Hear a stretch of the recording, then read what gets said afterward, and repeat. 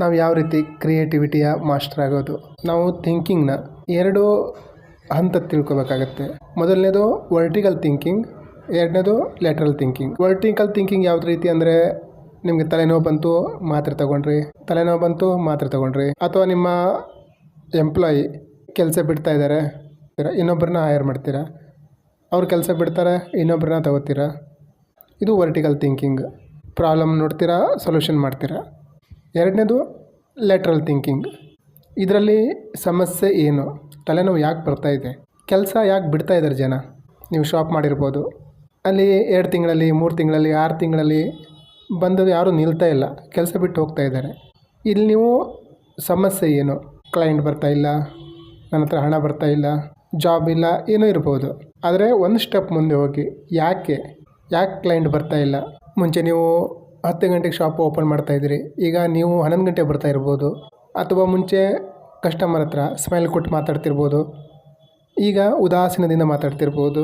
ನಿಮ್ಮ ಹತ್ರ ಹುಡುಗರು ಎಂಪ್ಲಾಯಿಗಳು ಯಾರು ನಿಲ್ತಾ ಇಲ್ಲ, ನೀವು ಸ್ವಲ್ಪ ಸೀರಿಯಸ್ ಆಗಿರ್ಬೋದು, ಅಥವಾ ಕಿರಿಕಿರಿ ಮಾಡ್ತಿರ್ಬೋದು, ಸಂಬಳ ಕಮ್ಮಿ ಕೊಟ್ಟಿರ್ಬೋದು, ನೀವು ಸ್ವಲ್ಪ ಅಹಂಕಾರಿಗಳಾಗಿರ್ಬೋದು. ಯಾಕೆ ಅನ್ನೋದನ್ನು ಪೂರ್ತಿ ಬರೀರಿ. ಏನೇನೋ ಕಾರಣಗಳು ಸಿಗುತ್ತೋ ಅದೆಲ್ಲವನ್ನು ಬರೀರಿ. 3ನೇ ಪಾಯಿಂಟು, ಸಮಸ್ಯೆ ಏನಂತ ನಿಮ್ಗೆ ಗೊತ್ತಿದೆ, ಅದು ಯಾಕೆ ಅನ್ನೋದು ನಿಮ್ಗೆ ಗೊತ್ತಿದೆ. ಈಗ ಸೊಲ್ಯೂಷನ್ನು ಯಾರ ಹತ್ರ ಹೇಳಿದರೆ, ಯಾರು ಸಜೆಷನ್ ತೊಗೊಂಡ್ರೆ ಇದಕ್ಕೆ ಸೊಲ್ಯೂಷನ್ ಸಿಗುತ್ತೆ.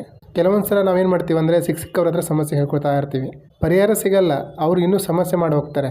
ಒಂದು ಸೆಂಟೆನ್ಸ್ ಕೇಳಿದ್ದೆ, ಅಂಗಳದ ಅತಿಥಿ ಮುಂದೆ ಸಂಕಟದ ಚೀಲ ಬಿಚ್ಚಬೇಡಿ ಅಂತ. ಏನಾಗುತ್ತೆ ಗೊತ್ತಾ, ನೀವು ಅವ್ರ ಹತ್ರ ನಮ್ಮ ಅಂಗಡಿ ಚೆನ್ನಾಗಿ ನಡೀತಾ ಇಲ್ಲ ಅಂತ ನೀವು ಹೇಳಿದ್ರೆ, ಅವ್ರು ಏನು ಹೇಳ್ದೆ ಗೊತ್ತಾ, ನಮ್ಮ ಊರಲ್ಲೂ ಒಬ್ಬಿದ್ದ, ಅವನು ಹಿಂಗೆ ಅಂಗಡಿ ಲಾಸ್ ಆಗಿತ್ತು, ನೇಣು ಹಾಕೊಂಡು ಸತ್ತೋದ.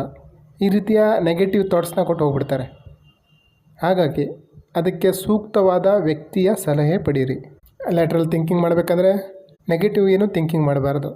ಯಾರಿಗೆ ಬೈಕೊಳ್ಳೋದು, ದೂರೋದು, ಕಂಪ್ಲೇಂಟ್ ಮಾಡೋದು, ವ್ಯಂಗ್ಯ ಏನೂ ಇರಬಾರ್ದು, ಯಾವ ನೆಗೆಟಿವ್ ಇಮೋಷನು ಇರಬಾರ್ದು. ಎರಡನೇದು ಡೀಪ್ ಥಿಂಕಿಂಗ್ ಮಾಡಬೇಕಾಗತ್ತೆ. ನಿಮ್ಮ ಹಣದ ಸಮಸ್ಯೆ ಇದೆ ಅಂದ್ಕೊಳ್ಳೋಣ, ಒಂದು ಹಾಳೆ ತಗೊಂಡು ಹಣ ಮಾಡಲಿಕ್ಕೆ 30 ಐಡಿಯಾ ನಾನೇನು ಮಾಡಬಹುದು, ಯಾರನ್ನು ಕಾಂಟ್ಯಾಕ್ಟ್ ಮಾಡ್ತೀನಿ, ಏನು ಕಲಿತೀನಿ, ಎಲ್ಲ ಬರಿಬೇಕಾಗತ್ತೆ. ನೀವು 30 ಐಡಿಯಾ ಮಾಡ್ಕೊಂಡ್ಮೇಲೆ ಅದರಲ್ಲಿ ಮತ್ತೆ ಒಂದು ಸ್ಟೆಪ್ ಮುಂದೋಗಿ ವೆರಿ ಇಫೆಕ್ಟಿವ್ ಡಿಫಿಕಲ್ಟ್ ಇದನ್ನು ಡಿವೈಡ್ ಮಾಡ್ಕೋಬೇಕು. ಅದರಲ್ಲೂ ಮತ್ತೆ ಉಪವಿಭಾಗ ಥರ ಮಾಡಿಕೊಂಡು ವೆರಿ ಇಫೆಕ್ಟಿವ್ ಡೌಟ್ಫುಲ್ ಈ ರೀತಿಯ ಸೆಕ್ಷನ್ ಮಾಡ್ಕೋಬೇಕು.